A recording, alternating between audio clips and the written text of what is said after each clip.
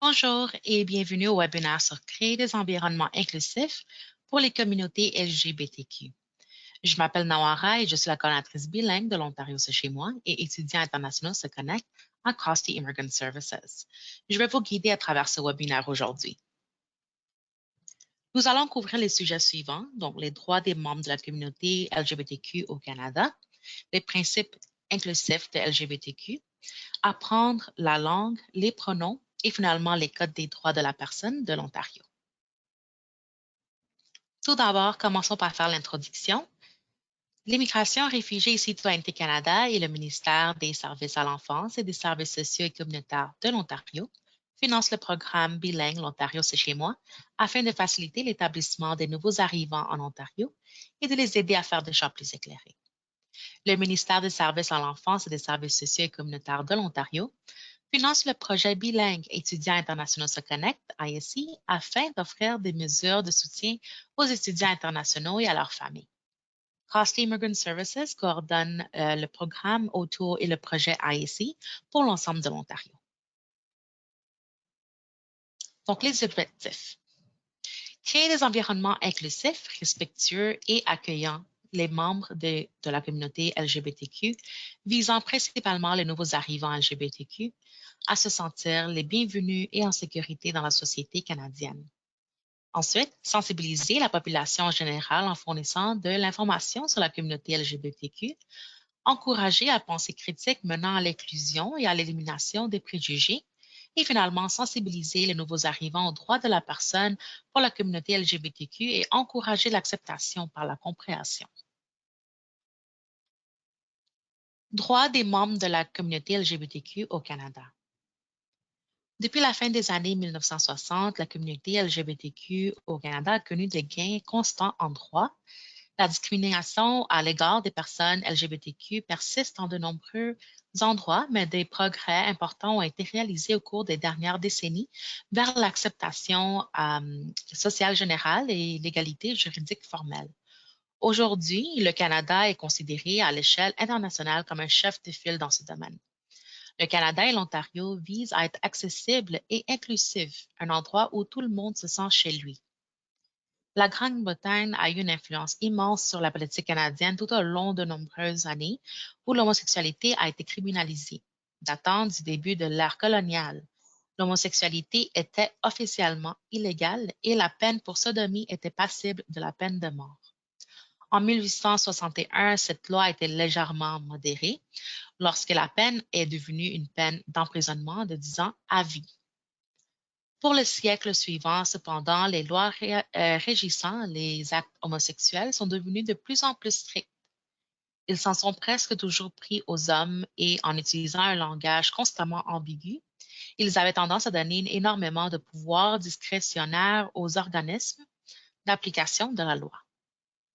À partir de 1890, les homosexuels accusés étaient habituellement accusés du crime de grossière indécence.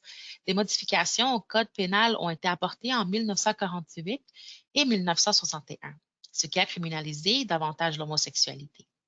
Deux événements importants ont précipité la libération des lois et des attitudes canadiennes à la fin des années 1960. Le premier d'entre eux a été l'emprisonnement d'Everett George Clippert, un mécanicien des territoires du Nord-Ouest, arrêté en 1965 pour, entre guillemets, grossière indécence, après avoir été considéré comme un délinquant sexuel dangereux.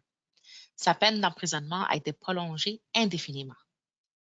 La seconde était la décision du Parlement britannique de dépénaliser certaines infractions homosexuelles. Le débat sur la question s'était intensifié dans les médias britanniques et canadiens au cours de la décennie précédente.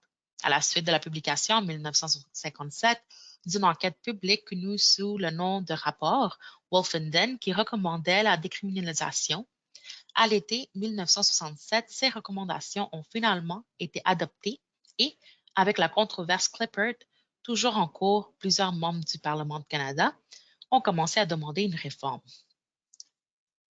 Gay Liberation dans les années 1970. Le mouvement moderne de Gay Liberation, qui veut dire littéralement libération homosexuelle, en Amérique du Nord a commencé à l'été 1969 avec les émeutes de Stonewall de New York qui a eu lieu tôt le matin du 28 juin.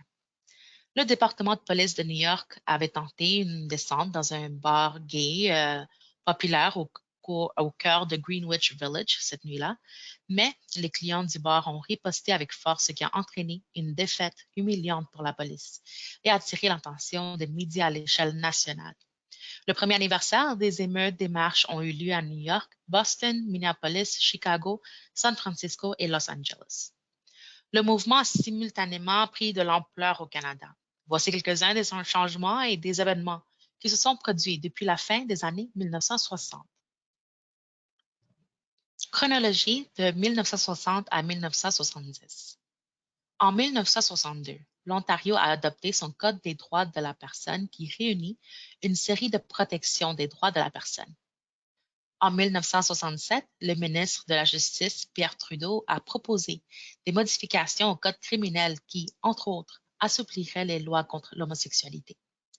En 1968, la proposition de Trudeau, projet de loi C-195, a été modifiée par son successeur John Turner et présentée de nouveau sous le nom de ce projet de loi 150.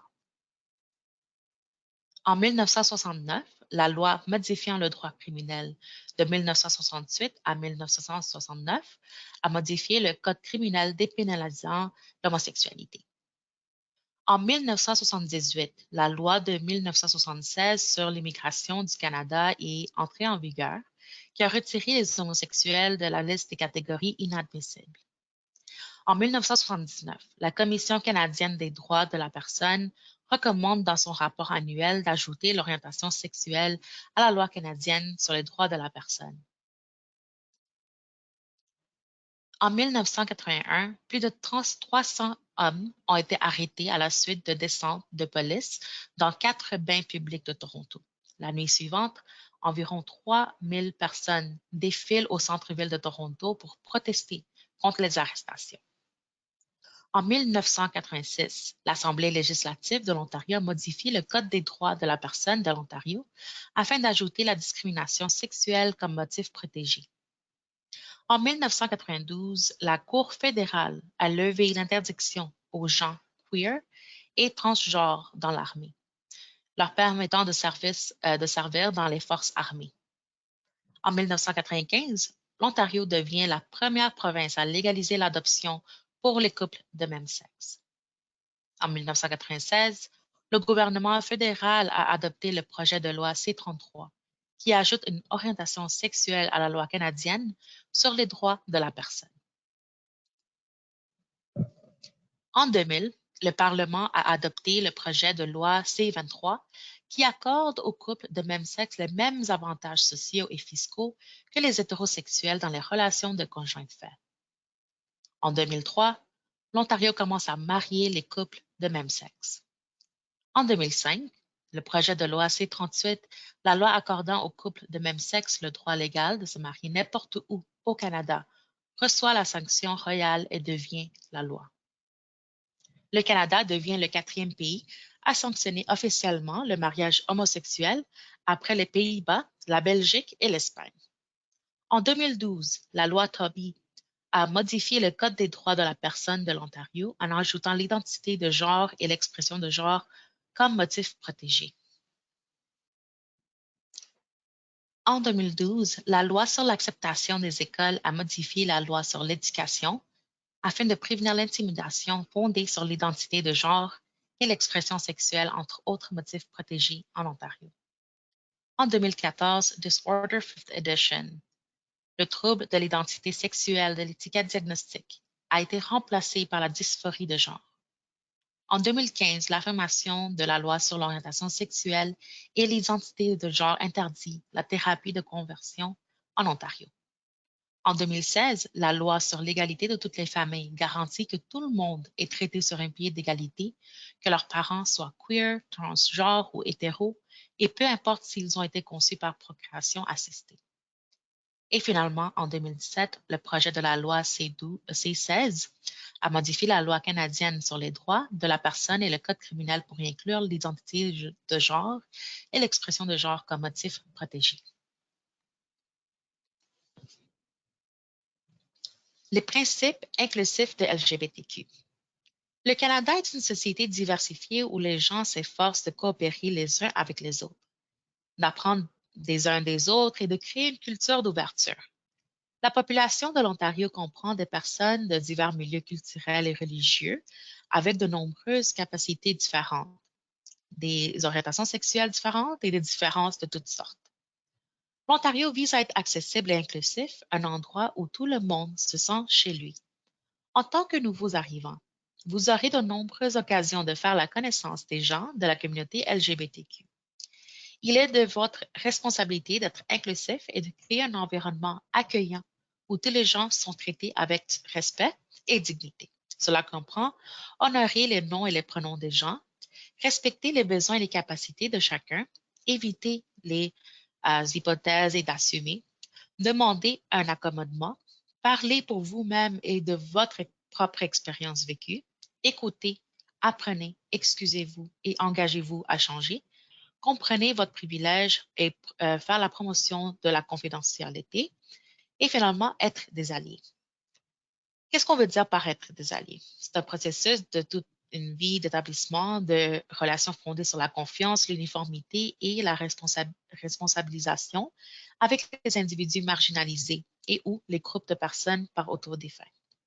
Le travail et les efforts doivent être reconnus par ceux avec qui vous cherchez à vous allier, l'occasion de grandir et d'en apprendre davantage sur nous-mêmes tout en bâtissant la confiance dans les autres. Apprendre la langue. LGBTQ est un acronyme ou initialisme pour lesbienne, gay, bisexuel, transgenre et queer. Le plus signifie d'autres façons dont les individus expriment leur sexe et leur sexualité en dehors de l'hétéronormativité et le binaire de genre. Ce n'est qu'un des nombreux acronymes utilisés. Un autre acronyme sont LGBTQ2S, qui représente les lesbiennes, gays, bisexuels, transgenres, queer et bisexuels. 2SLGBTQIA+, qui signifie deux esprits, lesbienne, gay, bisexuel, transgenre, queer, intersexué et asexué. Il y a aussi QTBIPOC qui signifie queer, trans, noir, peuple indigène de couleur. Ces acronymes et les différents termes sont toujours en évolution, alors n'essayez pas de mémoriser la liste. Le plus important est d'être respectueux et d'utiliser les termes que les gens préfèrent le plus. Sexe. Le sexe, c'est la classification médicale des personnes comme homme ou femme en fonction des aspects physiques du corps. Il est généralement attribué à la naissance. Intersexué. C'est lorsqu'une personne est née avec des caractéristiques biologiques et ou physiques qui ne sont pas facilement caractérisées par des définitions médicales de l'homme ou de la femme. Genre. C'est ainsi que nous percevons notre identité en tant que femme, homme, les deux ou ni l'un ni l'autre, indépendamment de notre corps physique. Trans ou transgenre, c'est un terme générique se référant aux personnes ayant des identités et des expressions de genre diverses qui peuvent différer des normes stéréotypées de genre. Cisgenre, c'est une personne dont l'identité de genre est en harmonie avec son assignation sexuelle à la naissance. Non-binaires sont les personnes qui ne suivent pas les stéréotypes de genre en fonction du sexe qui leur a été assigné à la naissance. Ils peuvent ou non s'identifier comme transgenres. Bispirituel, c'est une identité culturelle et spirituelle utilisée par certains peuples autochtones qui ont des esprits masculins et féminins.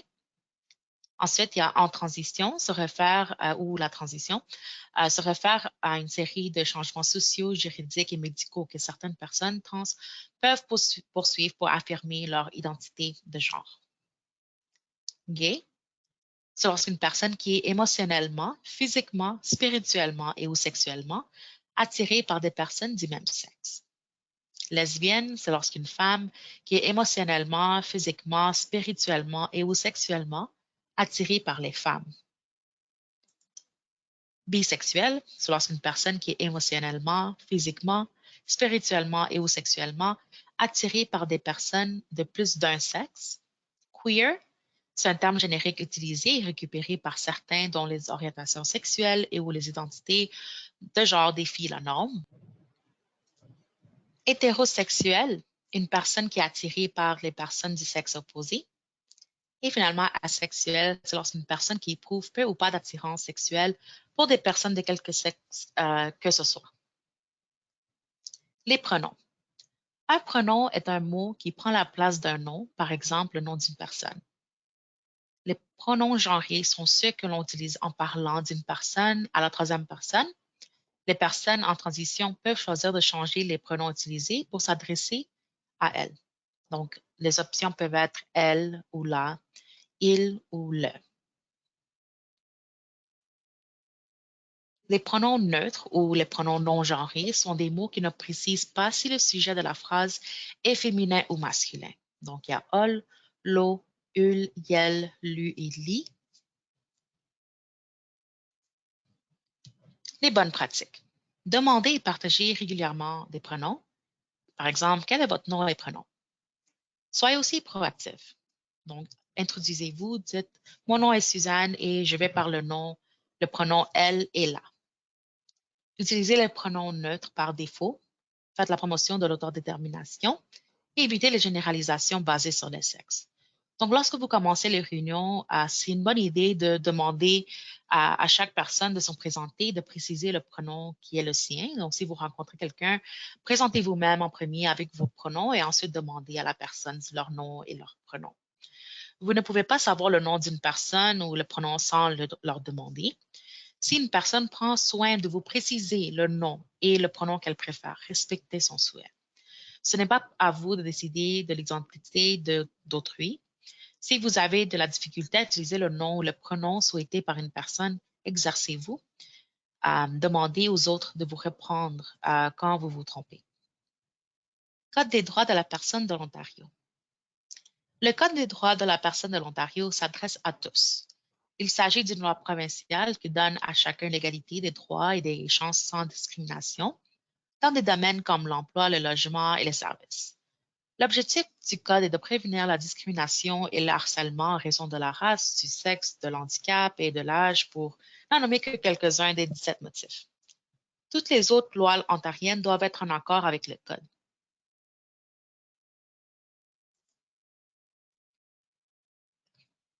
Les motifs protégés en vertu du Code comprennent la race, couleur, ascendance, croyance religieuse, lieu d'origine, origine ethnique, citoyenneté, le sexe y compris la grossesse et l'allaitement, identité sexuelle, expression de l'identité sexuelle, orientation sexuelle, l'âge, état matrimonial, état familial, handicap, assistance sociale quand ça vient au logement, casier judiciaire quand ça vient à l'emploi et la discrimination. Dans les diapositives suivantes, nous allons parler plus en détail à propos des 4 motifs qui sont qui sont surlignés ici. Donc, le sexe, l'identité sexuelle, expression de l'identité sexuelle et orientation sexuelle. Bon, commençons avec le sexe. Cela a été introduit dans les années 70 pour perturber les pratiques du sexisme. Il est considéré comme une information médicale privée, doit avoir une raison valable pour la collectivité. Les individus peuvent maintenant modifier leur désignation sexuelle sur leur carte d'identité gouvernementale afin de s'aligner sur leur identité de genre. Identité sexuelle, qui a été introduit en 2012 pour lutter contre la marginalisation sociale résultant de la cisnormativité et du cissexisme. La cisnormativité, qui signifie faire référence à la supposition répandue selon laquelle nous sommes tous cisexuels, donc non trans. Autrement dit, notre identité sexuelle sont conformes ou correspond au sexe qui nous est assigné à la naissance et nous acceptons tout ce qu'il s'agit de la norme. Donc, ce terme est utilisé pour décrire les stéréotypes, attitudes négatives et préjugés à l'égard des personnes trans qui sont davantage répandus ou systémiques au sein de la société et de ses institutions. Ensuite, le terme cissexisme, c'est une préférence accordée par les institutions et systèmes aux identités et expériences cissexuelles plutôt qu'aux identités et expériences trans. L'identité sexuelle prévoit l'égalité des droits et des chances fondées sur l'identité vécue. Expression de l'identité sexuelle, également introduit en 2012 pour lutter contre la marginalisation sociale de la façon dont un individu se présente publiquement, masculin, féminin ou androgyne, peut ou non refléter l'identité de genre d'une personne. Orientation sexuelle, qui a été introduit en 1986 pour lutter contre le traitement injuste des personnes queer et trans basé sur l'homophobie et l'hétérosexisme. Il n'est pas essentiel de recueillir des renseignements essentiels sur les personnes qui ont accès aux services en vertu des 5 domaines sociaux auxquels le Code s'applique. Les solutions systémiques. Donc, il est important de faire l'éducation et sensibilisation, par exemple, par des webinaires, des séances d'orientation, sites web, etc. Engagement individuel et organisationnel à changer les comportements et les pratiques. Les voies de communication des attentes, par exemple, code de conduite. Et utilisation des installations par les utilisateurs du service et modification des politiques organisationnelles comme salle d'attente, salle de bain, vestiaire, etc. Voici quelques ressources que j'aimerais partager avec vous. Vous pouvez visiter le site web de Code des droits de la personne de l'Ontario pour avoir plus d'informations sur la Code des droits de la personne. Vous pouvez aussi visiter le site web de 519, qui est un organisme qui aide la communauté LGBTQ. Vous pouvez aussi aller visiter le site web de l'Encyclopédie canadienne pour en apprendre davantage sur la culture canadienne. Vous pouvez aussi lire les articles et sites web qui sont mentionnés sur la diapositive ici pour avoir plus d'informations et aussi visiter les sites web des organisations fournissant des ressources supplémentaires comme Eagle Canada, the Canadian Lesbian and Gay Archive, the 519, Ontario Human Rights Commission. Voici une liste de fournisseurs de services qui aident avec l'établissement à l'Ontario pour la communauté LGBTQ. Donc, n'hésitez pas de visiter leur site web. Et il y a aussi d'autres organismes communautaires de LGBTQ que vous pouvez aussi visiter. On est rendu à la fin de cette présentation. Merci beaucoup d'avoir écouté ce webinaire et bonne journée.